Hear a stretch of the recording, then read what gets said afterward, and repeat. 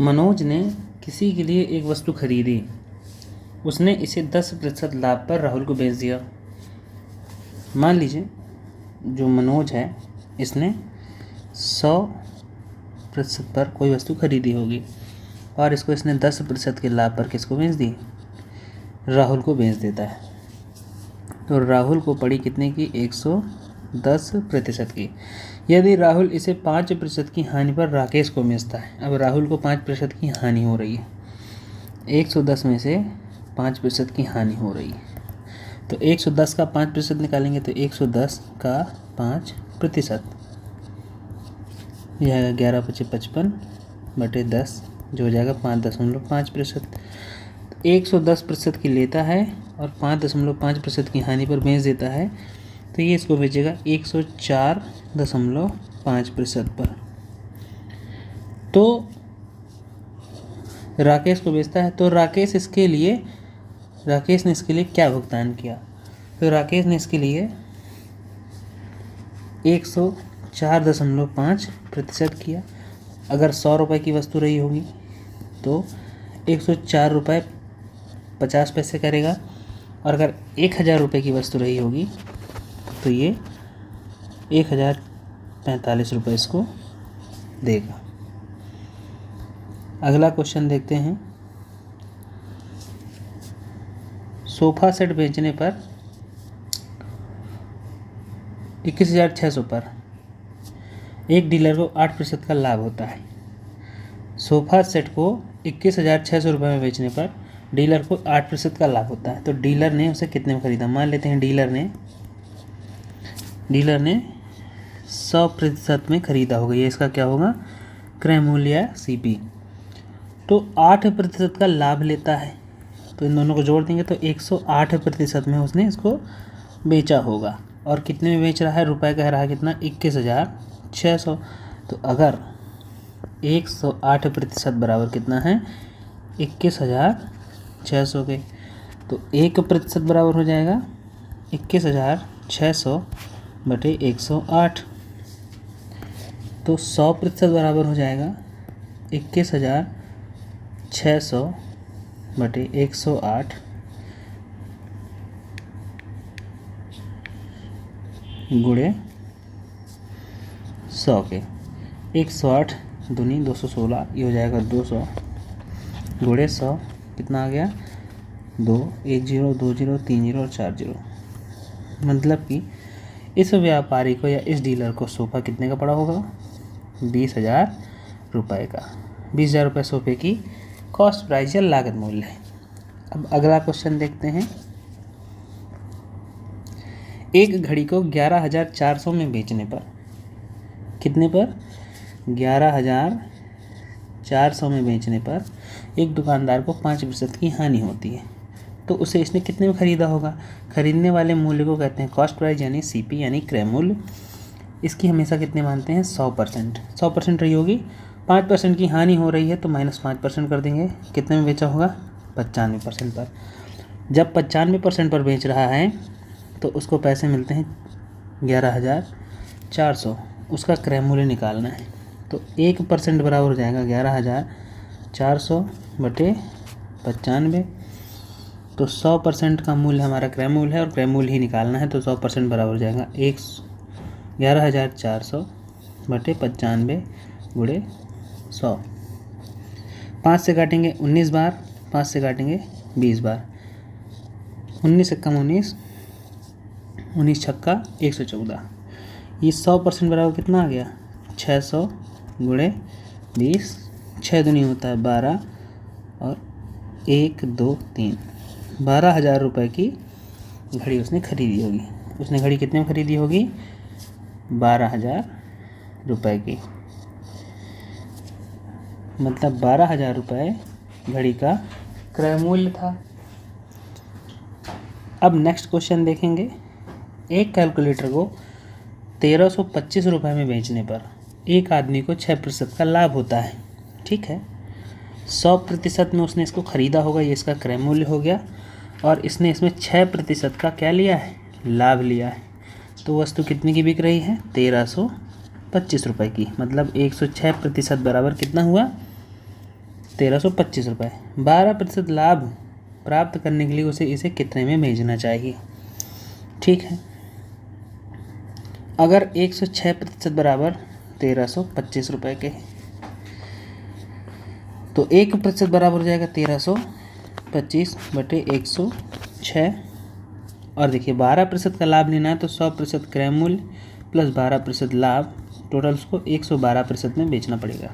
तो 112% बराबर हो जाएगा 1325 बटे 106 गुणे 112। 2 से काटेंगे, 2 पंचे 10, 2 3 6, 2 से काटेंगे, 2 पंचे 10, 2 छक्का 12। ठीक है, अब इसको सॉल्व करते हैं तो कितना आएगा? 1325 गुणे 56 बटे, ये हो जाएगा 1325 गुणे 56 बटे 53। 53 से इसको करेंगे 53 एकम 53, 53 दूनी 106, यहाँ पे अलग से कर लेते हैं। 53 भागे 1325, 53 दूनी 106, 12 में से 6 गया 6, 2 और ये 5, 5 बार में चला जाएगा, 5 3 15, 1, 5 5 25 और 1 26। अगर 1325 में 53 से भाग देते हैं तो 25 बार जाता है। 25 गुणे 56, 6 पंचे 30, 3 6 दूनी 12, 3 15, 5 पचे 25, 2 5 दूनी 10 और 2 12। टोटल करेंगे 0, 5 5 10, 1 2 1 3 और 1 4 1। अतः उस कैलकुलेटर को हमको 12% लाभ के लिए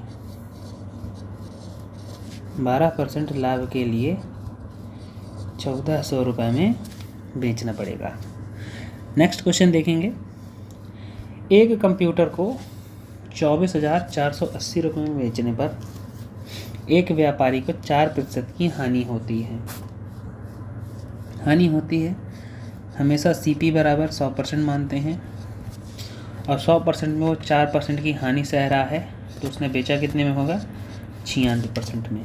96% में अगर बेचता है तो 24,480 रुपये की बेचता है। अब क्वेश्चन में कह रहा है कि 4% लाभ प्राप्त करने के लिए उसे इसे कितने में बेचना पड़ेगा? लाभ हमेशा कॉस्ट प्राइस के ऊपर होता है। कॉस्ट प्राइस 100% मानते हैं, 4% का लाभ चाहिए तो इसको कितने परसेंट में बेचना पड़ेगा? 104% में। 96% बराबर इतना है, 1% बराबर हो जाएगा 24,480 बटे 96 और 104% बराबर हो जाएगा 24,480 बटे 96 गुणे 104। इसको काटेंगे, 8 से काटते हैं। 8 एकम 8, 8 दूनी 16, 8 3 24, भाग नहीं गया, 0 लगाएंगे, 8 6 48 और ये 0। 12 से काटेंगे, 12 दूनी 24, 6 12 पंचे 60, 6 12 पंचे 60, कितना आया? 255 गुणे 104।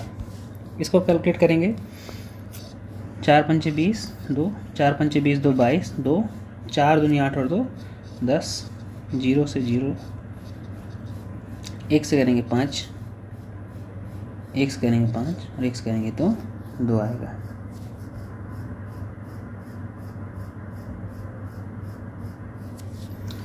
कितना आ गया?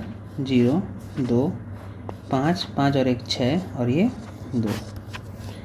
देखिए क्वेश्चन में कह रहा था 24,480 रुपये में बेचता है तो उसको 4% की हानि होती है। 4% का लाभ कमाने के लिए उसको कितने में बेचना पड़ेगा? 26,520 रुपये में।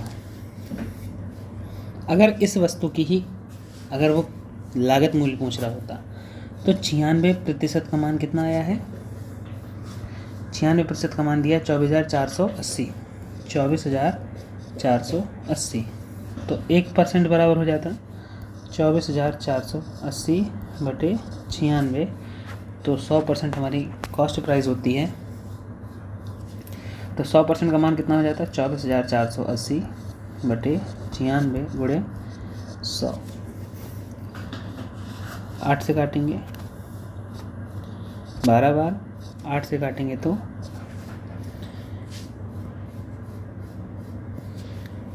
8 तियाँ 24 जीरो, 8 छंग 48 जीरो, 12 एकम 12, 12 दूनी 24, 12 पंचे 60, 12 पंचे 60।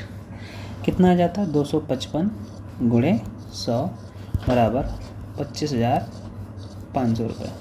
तो अगर इस वस्तु की लागत मूल्य पूछता, लागत मूल्य इतना आ जाता। अब वो पूछ रहा है कि हमको 4% का लाभ कमाना है। पहले वो 4% की जो हानि हुई थी उसको कवर करेगा, उसके बाद 4% का लाभ कमाना है तो 4% और कवर करेगा। कुल मिला के इसमें और ये जो हमारा 26,520 आया है, इन दोनों में 8% का अंतर है, इसलिए वो 8% और ऐड करेगा। इसके बाद एक और क्वेश्चन अगला देखते हैं। एक तिपहिया साइकिल 15% लाभ पर बेची जाती है। यदि इसे 108 रुपये अधिक में बेचा जाता तो लाभ 20% होता है। इस तरह के सवाल बहुत आसान होते हैं। 15% लाभ पर बेची जाती है, 15% लाभ पर बेची जाती है, तो इसका कॉस्ट प्राइस कितना होगा 100% और लाभ लिया गया 15% का, तो सेलिंग प्राइस हो गई 115% का। अब कह रहा है कि अगर इसमें क्या कर दें 108 रुपये और जोड़ दें, कितना जोड़ दें 108 रुपये और जोड़ दें, तो लाभ कितना होता है 20% का। मतलब 120% की कीमत लाने के लिए इसमें 108 रुपये जोड़ना पड़ रहा है। तो इसका लागत मूल्य ज्ञात कीजिए। लागत मूल्य को कहते हैं सीपी और सीपी हमेशा मानी जाती है 100%। देखिए 15% से अगर 108 रुपये जोड़ देते हैं तो लाभ हमारा 20% हो जाता है। अब ये परसेंट है, इधर जाएगा माइनस में हो जाएगा। 108 बराबर 20% माइनस 15%, यह आ गया कितना 5%। 5% का मूल्य आया 108, तो 100% का निकाल लेंगे। 100% बराबर कितना हो जाएगा 100% बराबर हो जाएगा 108 बटे 5 गुणे 100। कैसे 5% बराबर 108 है तो 1% बराबर हो जाएगा 108 बटे 5। अब 100% का निकालेंगे तो 100 का इधर गुणा और इधर भी गुणा, तो हो जाएगा 5 से काटेंगे इसको, 5 20 पंचे 100, ये हो जाएगा 108 गुणे 20, 2 अट्ठे 16, 2 एकम 2 और ये 0। इसकी कॉस्ट प्राइस कितनी आ गई, कॉस्ट प्राइस आ गई 2,160 रुपये। तो जब भी इस टाइप के क्वेश्चन दिए हों कि 15% लाभ है, x% लाभ है, यदि उसे कुछ मूल्य अधिक में बेचा जाए तो उसका लाभ y% हो जाता है। तो जो दोनों प्रतिशत का डिफरेंस होता है, जो दोनों परसेंट का क्या होता है, इसका और इसका डिफरेंस होता है, वही ये मूल्य दिया होता है कि इसको इतना बढ़ा देने से डिफरेंस हमारा इतना आ जाता है। तो 100% का मान निकाल लेते हैं इस तरह से करके। नेक्स्ट क्वेश्चन देखेंगे।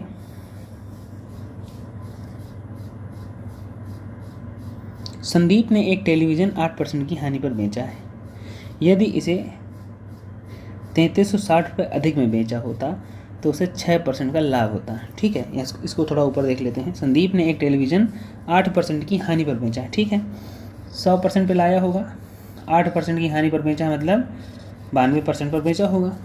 यदि उसने इसे 3360 रुपये अधिक में बेचा होता तो 3360 रुपये इसमें और जोड़ देता तो इसे 6% का लाभ होता।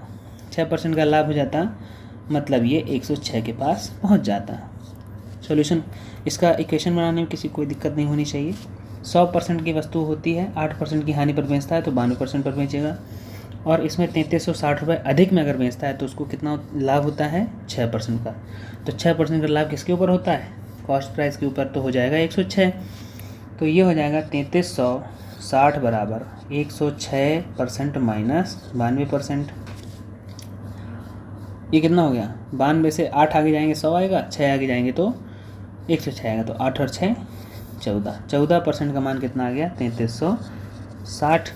तो 1% बराबर हो जाएगा हमारा 3360 बटे 14। 100% का मान पूछ रहा है। संदीप ने इसे कितने में ख़रीदा होगा, तो 100% का मान होगा संदीप ने जो ख़रीदा होगा, तो 100% बराबर हो जाएगा 100% बराबर हो जाएगा 3360 गुणे 100/14। 14 से काटेंगे, 14 से इसको काटेंगे तो हो जाएगा 14, 14 दूनी 28, 5, 14 चौको 56, 0 गुणे 100 कितने में ख़रीदा होगा इसने? 24000। 24,000 रुपये में इसने इस वस्तु को, टेलीविज़न को ख़रीदा होगा।